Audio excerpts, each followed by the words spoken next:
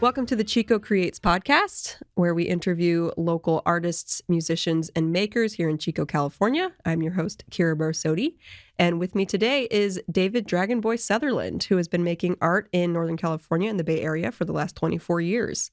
He is a true multimedia artist. His assemblage work incorporates discarded and everyday objects, which are assembled into dragon masks or mahakala. Welcome. Thank you. Really glad to be here. Yeah, absolutely. Thrilled to have you. Yeah, thank you. Awesome. So tell us a little bit about yourself beyond the bio. Beyond the bio. Well, I was born in Chico. Okay. My older sister, who's 3 years older than me, was born in Chico. Okay. She was born in a house on Broadway, 18th and Broadway. I was born in a house on between 3rd and 4th in Hobart. Okay. Yeah, cute little house. I grew up here for 3 years, lived on a defunct almond orchard home that my dad was fixing up to resell. He's a carpenter. Moved to Santa Cruz after that. So I grew up in Santa Cruz. Okay. Yeah, had close family ties with Chico, though, the whole time. I would come back and visit. And the friends that my parents had here would come down to Santa Cruz and visit us. I grew up there. Grew up in Scotts Valley, right outside of Santa Cruz in the mountains, Santa Cruz Mountains. And I came back to go to college and to get a degree in art. It turned out that the design program was really good. So I got a degree in graphic design. Cool. And it started my art/spiritual trajectory from there, basically like sophomore year of college, and was making music and art with friends. And I just, I was like originally planning to go get a job, San Jose area, Bay Area, get a well-paying graphic design job, but ended up staying in Chico. Actually got offered a position at Chico State at IMC Graphics, which is kind of the in-house design studio at Chico State, and became kind of a junior designer. The position there was my boss, Laura Kling, who also did design work, but was in charge of the studio as a design student. Once you passed portfolio review, you could get an internship there. Okay. And so I did that. And we really grooved. And she had hired this woman for the position that I had. The woman that she hired to help her out with the studio, because it's a lot of work, running a design studio with students, decided that she didn't really like kids. And she just wanted to do some foundation work and make a lot of money that way. And so my boss basically made the position for me. Okay, cool. So she was my first kind of I was her loyal retainer. She was like my design guru, taught me to love typography. Yeah. And and so I stayed and made art a lot. And I was on the board of 1078 way back when it was on 5th Street. Yep.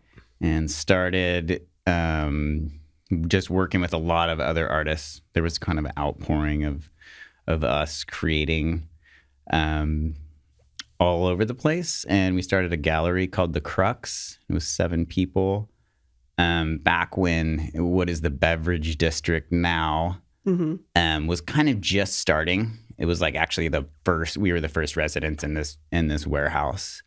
Started The Crux and just like kind of haven't looked back in terms of being an artist, having artists surrounding me, and just being involved with art. Yeah. Well, I mean, as long as I've been in Chico and aware of what's going on, you've always popped up. So you're a fixture at this point. I've been here for a little bit. Yeah. But it has this comes up every episode. It has a vortex effect, Chico, for sure. Yeah, Chico and Santa Cruz, definitely. And those two Very trade similar. off a lot. My husband and I spent 5 years there. He got his PhD at UCSC. So, there's a lot of back and forth between Chico and Santa Cruz. Yeah, energetically, it's very similar. Power places, for sure. Yeah. The small town with the big energy, for sure. Awesome. So I guess that kind of answers what's keeping you here is just the community. Yeah. What's keeping me here? I mean, it's home. It's definitely like a home base. Yeah. There's a deep connection, from being born.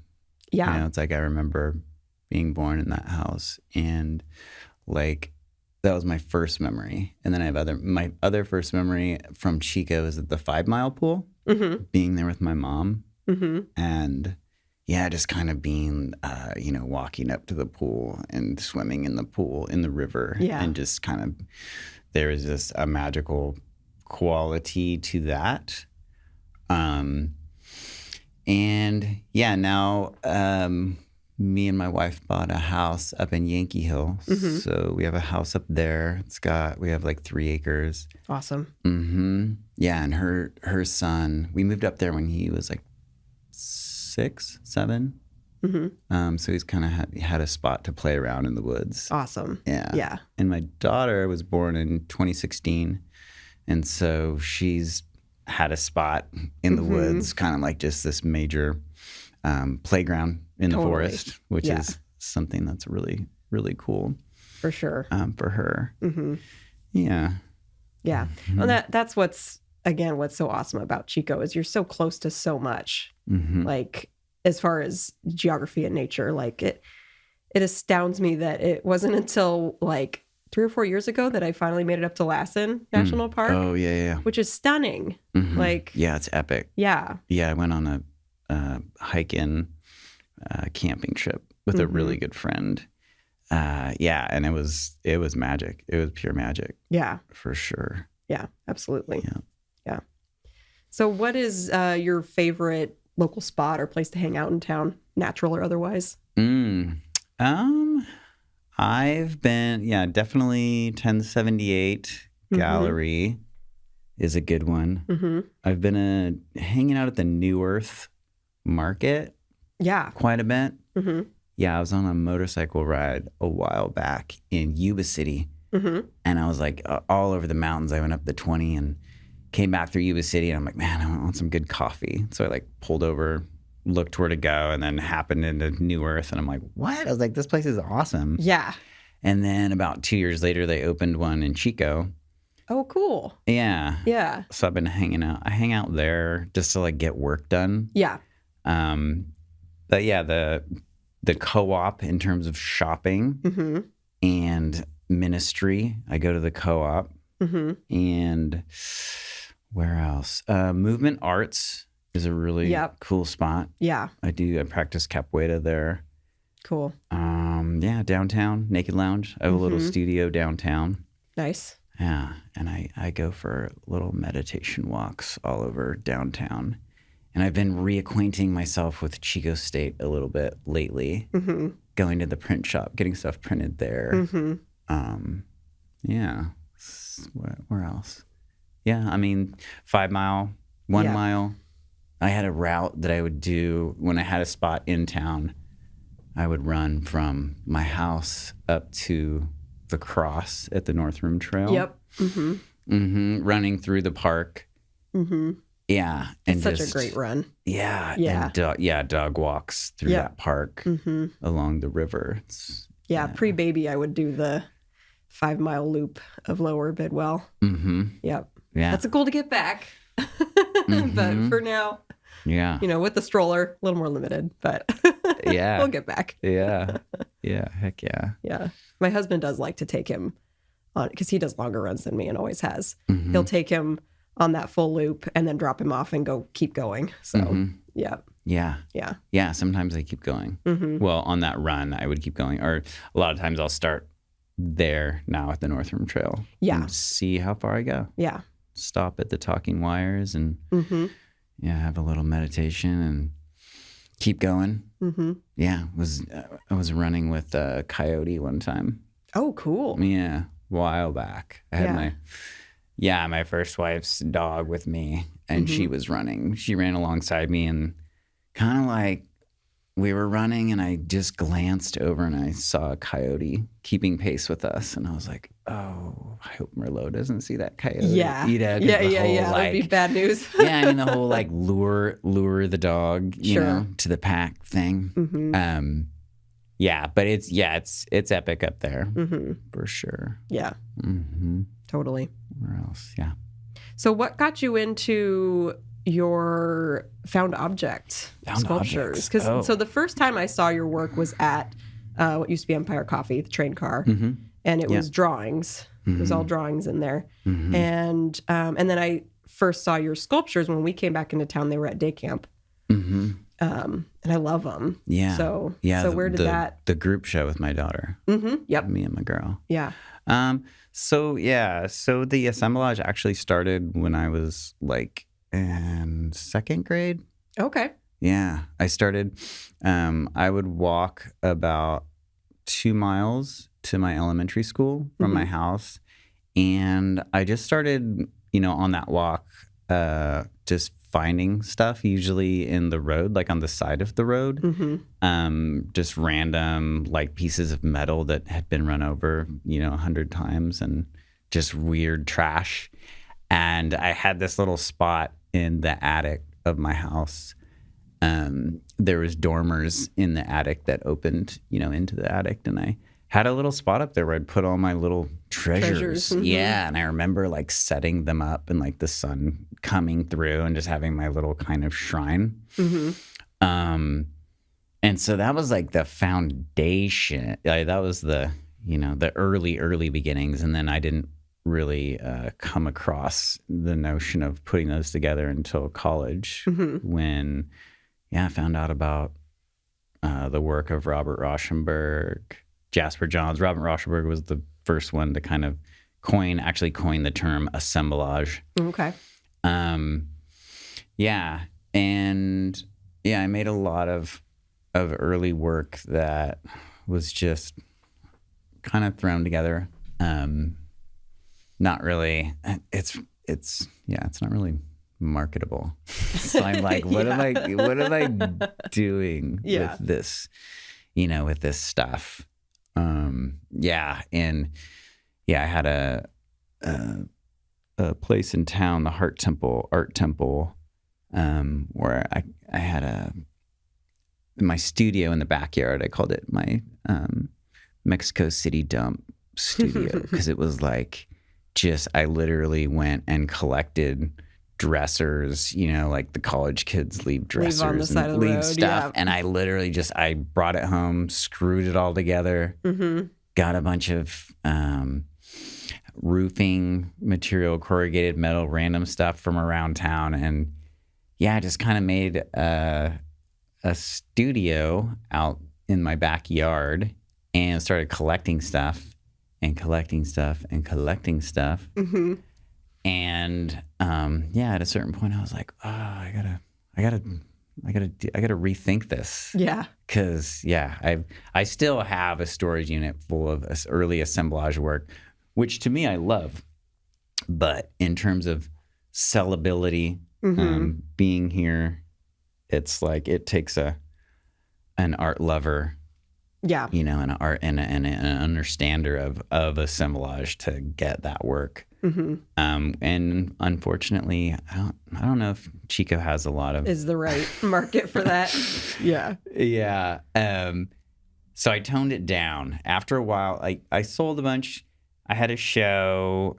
And there was this guy, Paul DePasqua, in town a while back. And he actually got pretty darn well known for his...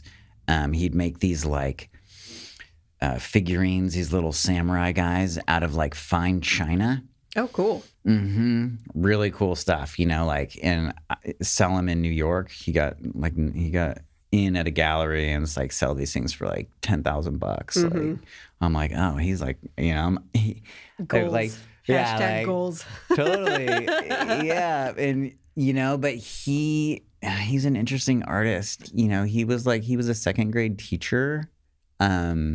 And he didn't really like take art seriously in a way. I mean, he did. Yeah. But that at the same time, it was always like a fun sort of thing for him. And he really loved my work. And he would be like, dude, you're a god, to me. And I'd be like, he's like, you make the real stuff. And I was like, thanks, But he used to have these shows at the 1078 called the Cheap Bastard Show. And he would invite artists, and it was like he was a producer. Like he would just produce a ton of work. Like an example would be like he took all of the pastels from his second grade class and threw them onto canvases and then 2-part epoxied them. Like I don't know how many he did. A lot of these things. And stuff like that. Little example. And so he invited me one time to the Cheap Bastard show, and which was really cool because he has a following. I was like, okay, Cheap Bastard. His whole thing is I'm selling these for cheap. Right. And so, I brought a ton of work, sold a ton of work. I'm like, awesome. I'm like this. Yeah. So it's kind of to have the right market. Is great. For sure. Also, I started a gallery in 2012 called the Manas Art Space, and it was also a yoga studio. I had gotten a yoga teaching credential, so me and my teacher started that, and we had a lot of open entry shows. That was our whole thing. It was like we would have a little theme. Like our first show was the Bag of Junk show. And we assembled 100 bags of junk. It was me, Sea Monster, Dylan Tellison, Max Infeld. I had, some cohorts. My wife, of course. We assembled 100 bags of junk, sold them for like $10 each. And so someone would come in, get that bag, go home. Put something together with it. A month later. Bring it back, and we'd have a 6-week show. That's so cool. Yeah, we had super fun. Yeah, and it was fun to come up with those themes. Yeah. Big plans with the little Frankie was like one of the shows, and it was I had gotten probably 30 pounds of blueprints from at that point. My friend Owen was in charge of the Restore, the Habitat for Humanity, and he had gotten all these plans from this big firm for a hospital in like Napa or something, and he's like, Dragon, do you want these? Because I can't put these out. Right. And so I'm like, sure. So like I'm still sitting on a bunch of those, but that was like, I had all these little kind of like, they look like $100 bills, exactly like $100 bills, except for they're like half the size of one. Yeah, so big plans with a little Frankie was like, you get some plans. Got it. And a little Frankie, go make art. And it just shows like that. Yeah.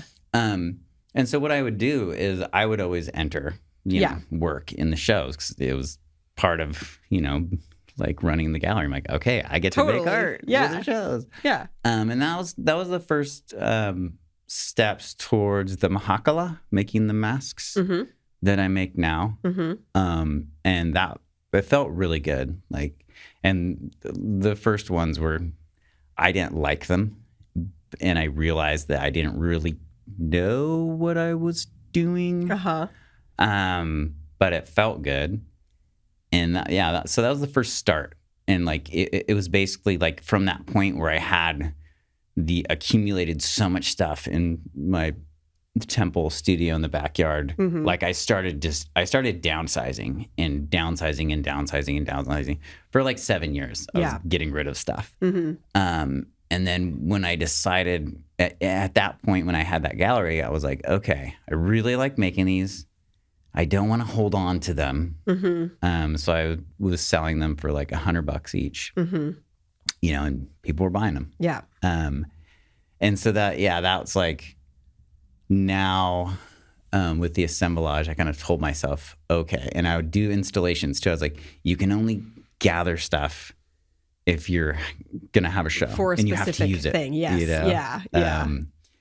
And so Put the hoarding to a purpose. Yeah, absolutely. Yeah, because it's all art material for me. That's how I see it. Yeah. Yeah. That's very cool. Yeah. Well, and now you're involved in the Chico Creative Reuse. Yes. Yeah. You want to talk about that? The new baby, yeah. Yes. Yeah, my friend Luann Mans started that. She's been super into the reuse centers. There's one in San Francisco. I think it's called Scrap or something. Yeah, there was one. My first introduction to like a thrift store of just materials was in Richmond. We spent a couple years in Virginia, and that place was awesome. Yeah. So what was that like?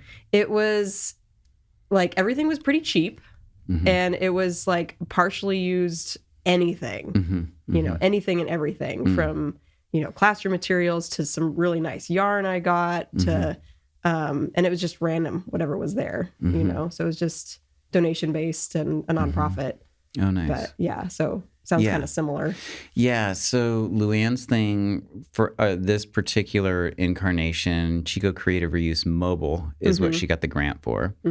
So it's a traveling outfit. Is part of the deal. We cruise around. There's 4 components. There's education, so teaching people about climate mitigation. What is waste? You know, what is the reality of, you know, of this waste and climate change? How do we? What are the specifics of it? And then there's a artist gallery. So through that grant, I'm one of 5 other artists who are on residency. Yeah. So we are there working with the project, helping with the project. So there's a gallery component. Cool. There is a resource recovery component, which people can donate stuff. People can also take stuff, items. And then there's an activity component where we've come up with an activity and people can make stuff. Wherever we pop up, they can make stuff. So we have a headquarters. We had our first event at our headquarters, sort of our soft opening. And eventually it will be, kind of like what you're talking about in terms of there being a store. Right, where people can go and dig through stuff and find, Yep. And there will be, but there will still be, you know, free stuff. People donate stuff. I'm not sure exactly what the future looks like with that project, but it's been getting a really good response. Yes. Yeah. You know, because it's something I think that's innate within all of us that are like, what is all this junk that we're making and where does it go? Yes. There's more and more awareness of it, and I do feel like Chico is a good place for this to happen, as far as you see things like this in big cities, you know, like we mentioned, but I do think Chico. Yeah, like Portland. Yeah. I have some. Richmond. Yeah. Bay Area. Yeah. But I do think Chico's a good spot for it, for sure. Yeah. Yeah. Super cool. And you also have a show going on at 1078 right now. Yes. Yeah. Yeah. Yeah. Zulabao. Right. TV, Journey to the East Within. Yeah. Yeah. With my fellow artist Mr. Black. Yeah. Who I've known for a really long time. He was, kind of around the time we started the Crux. So this would have been around 2003, 2003. Before we had a space, we would have little events anywhere, everywhere, at each other's houses. So Micah, artist Mr. Black, has an older sister, Shyla Black, who's in town. And she's my age. So we decided to have an art show at her house. And so, she took everything off her walls and we went in and put art up in her house and had a big party / art opening. And Micah, I think he was like 12 or something, 13 at the time. And he saw the work and he was, being an artist himself, he was just like, oh my gosh. This is what art can be. Yeah. So he started making work, and just kind of followed in terms of the assemblage. Mm-hmm. He started making assemblage work as well. Cool. Yeah, really cool stuff. And he had stuff in a show. I can't remember how old he was, but at a certain point he was making art, and I grabbed one of his pieces. I'm like, this is so beautiful. Yeah. And it was like this black and white assemblage, so a lot of like collaged images on this canvas, and like this kind of kid, this kind of like distraught little kid kind of being overwhelmed by these elements, and like a lot of black paint flung around. Mm-hmm. And then like this cassette tape with all the tape like pulled out of it, like strung around the canvas. And yeah, I fell in love with it. And so I had it hanging at the temple in my house, and like people would be like, dude, I love this piece, Dragon. I'd be like, yeah, so do I. Yeah. Like they would think I made it. Right. Right.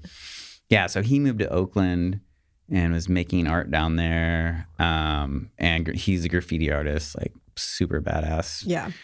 Graffiti artist. And he recently moved back and was hosting the Chico print party. Oh, yeah. Okay. Mm-hmm. Cool. Yeah, he started that. Awesome. And and I'm just like, yeah, Micah, we need to have a show. Yeah, your guys' work goes very nicely together, for sure. Yeah, I got a little preview of the show yesterday. My husband and baby and I all went over. We're basically in the neighborhood, so we're at Equilateral and 1078 all the time. Nice. So yeah, and at the time of this recording, the reception is tonight. So unfortunately, when this comes out, you will have missed that. But the show is going to be up until when? 25th of March. Yeah. Awesome. Yeah, and definitely I want to have an online component, like a heavy online component, so that the show and the reality behind what the show is can live on, and people can check it out, because I think there's an important component. Mm-hmm. And there is an interactive element to the show with the TVs. Yes, and that is kind of also, that's what I'm talking about too, as well. Right. In terms of people being like, oh, what is this about? Mm-hmm. Yeah. Definitely. Which kind of leads to my next question, just about your spiritual journey. You've been posting a lot about transcendental meditation and things like that, and I'm just curious how that has affected your art and vice versa. Yeah. Well, that is my art, really. Mm-hmm. It's all connected. Yeah. It's all completely interconnected, the spiritual journey. So that, like, I guess kind of started at Chico State. I had a class in Eastern philosophy. Mm-hmm. And up to that point, before that class in Eastern philosophy, the concept of God was Christian to me. Right. That's how I was raised. Yeah. My dad was studying to become a minister, super into the church. Mm-hmm. Hence, me being born at home, my sister being born at home. Okay, was a direct result of that? Yeah. Interesting. Like, no midwife, just my mom, our friend, church friends, and God. What more do you need? So my conception of God was through that Christian lens, and I rejected it pretty early on. Mm-hmm. Like, I remember being around 7 years old and just, kind of just being super confused, being like, okay, I'm supposed to worship this God, this dude, at that time, it was definitely a dude. Yep. And I'm supposed to develop a relationship with his dead son who died for me. And it was just like, I don't get it. Yeah. And then things are not clicking. Yeah. And then we were on like a Sunday school retreat up in Tahoe. And the Sunday school teacher said something to me and I didn't like it. So I stuck my tongue out her and she spanked me. Oh boy. Yeah. So I was like, I'm done. Yeah. I'm done. Yeah. And so me and my mom, obviously my dad wasn't done because he was, studying to become a pastor. Yeah. in the mountains of Santa Cruz at Bethany Bible College. And so me and my mom would go and just sit like in the Aerostar and read from the Bible. And yeah, so basically that was my conception of God. And so when I had this Eastern philosophy class, I had a perception shift that completely just blew apart my mental reality. It was a perception shift. Yeah. And it was through this teacher, I'm not going to remember his name right now, Kenneth Bruder, German dude, big old German dude, smiley dude. And he loved, you could tell he loved Eastern philosophy. Yeah.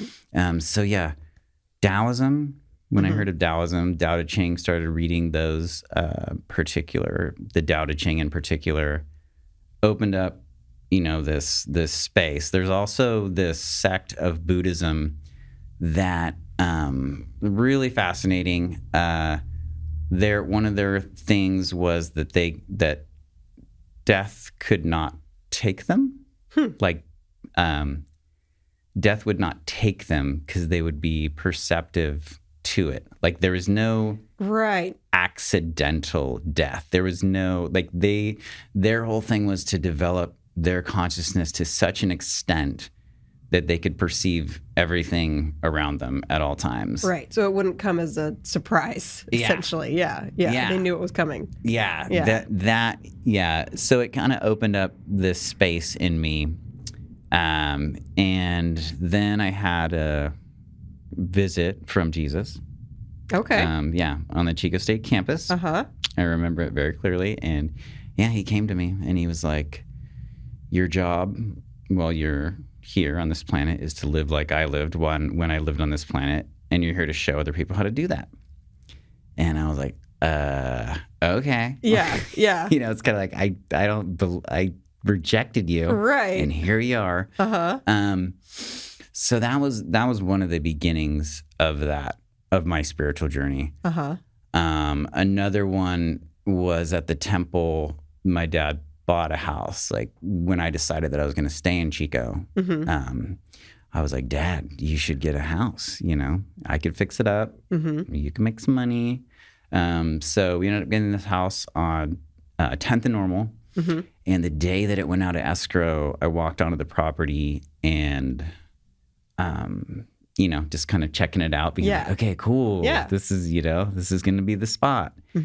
And there are Native American spirits on the land that came to me. And they were like, you don't own this land. Your dad doesn't own this land. And your job while you're living on this land is to treat it like we treated it when we lived here. Yeah. And that was kind of, so that was a main second component of the spiritual journey. Yeah. Because I was like, okay, well, what does that look like? Right.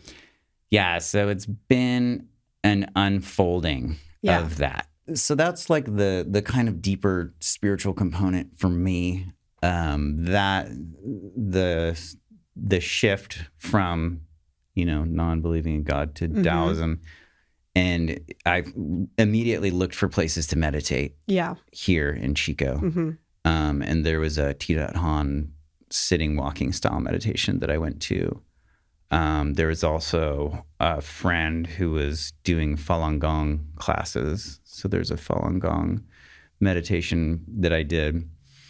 And then there was also just like me, I made a rock garden. I think the very first time that I sat down in meditation, I made this rock garden.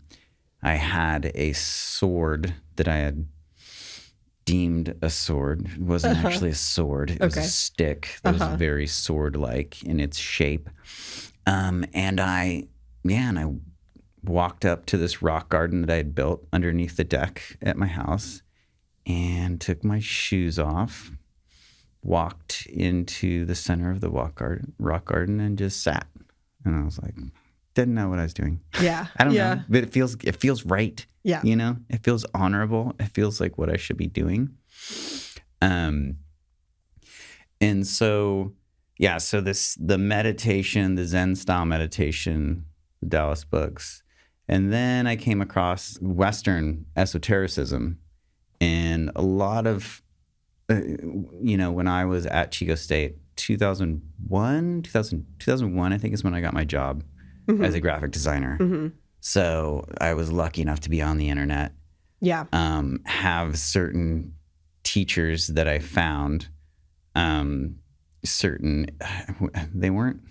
wasn't podcasts, I don't think didn't exist then. Not the way they are now. No. Yeah. It was just like a talk show. Right. Like a talk show on a website. Yeah.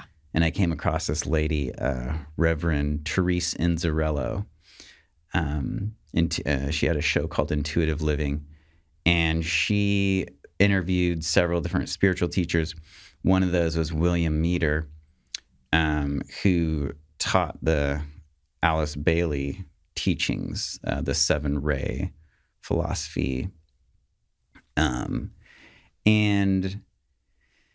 So that teacher. Also, I came across the work of Rudolf Steiner, anthroposophy, spiritual science,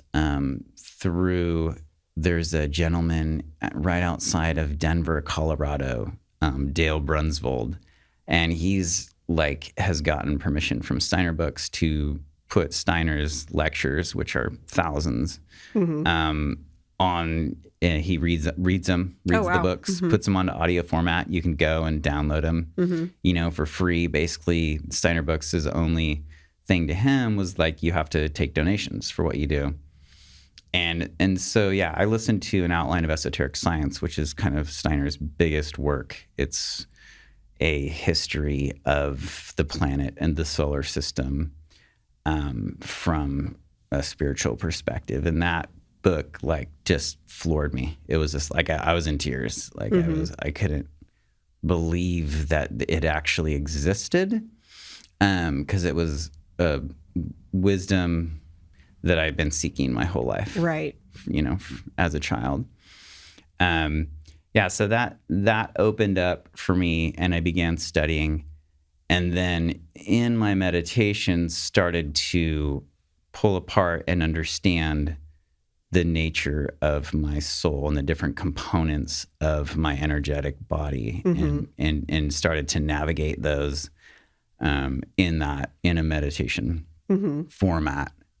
And so that's kind of the spiritual side. And my latest thing of kind of getting these certain downloads from the Divine Mother is something I realized that I've been doing my whole life. Right. You're just aware of you can call it what it is now. Yeah. I mean, it's, the reality. Those teachings for me are really simple in practice, but there's a depth to them. I mean, the simplicity aspect, and this is what, I try and, I'm basically passing on the information that she gave to me, is that we can go, when we go to sleep every night, we enter the astral plane, we enter the cosmic, and it's basically a sort of we can interact with other beings, develop our blueprint, our strategy for tomorrow. She does that. Yeah. That is her technology. That is the technology of who we are. Yeah. And don't let your sleep go to waste, people. Yeah. Yeah. For me, Zuobao TV is there's a direct relationship. And I wrote, there's a little write-up that I wrote. I don't know if I want to read it or people can read it. It's just kind of it talks about the elements of the show. What do they mean?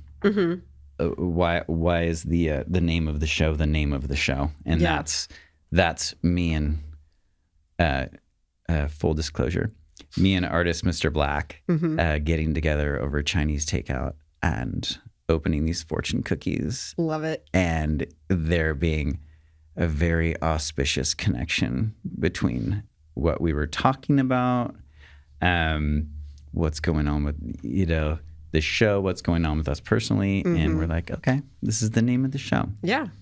And all of that to say, you know, that we have the technology. I use the phone. It's a part of what we do. But in terms of meaning in a person's life, what does meaning look like?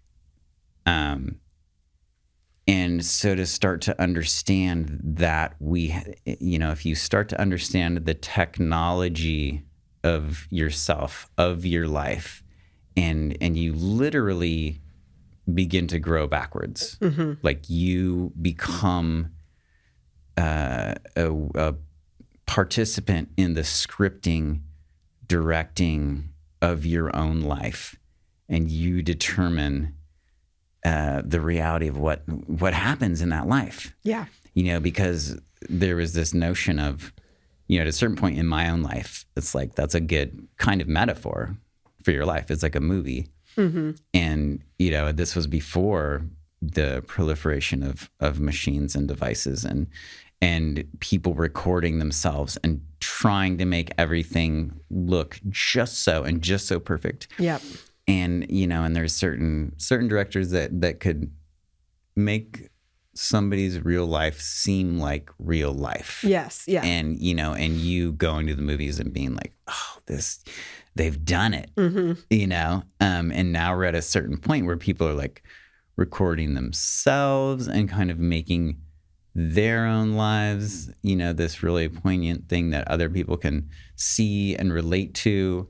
It's cool. But I feel like it's all like there are all these pointers pointing like directly to this notion that your own life is like the most profound real life life that you're gonna experience ever, and it goes deep. Yeah. You know, like the capacity to perceive in real time the world around you is epic. Yeah. And it doesn't, like, there's no end to the upgrades. It's like you're literally can go higher and higher and higher and higher and deeper and deeper and deeper and see more around you. And that's a huge part of what the show is about, the free TV. Yeah. Because there is a free TV for every customer. Yep. Yeah. So, I mean, that's totally a great like teaser to get people to go see it. It's at 1078. Get yourself a cup of coffee. Really good coffee. Yeah. Excellent Super good coffee. Yeah. Equilateral.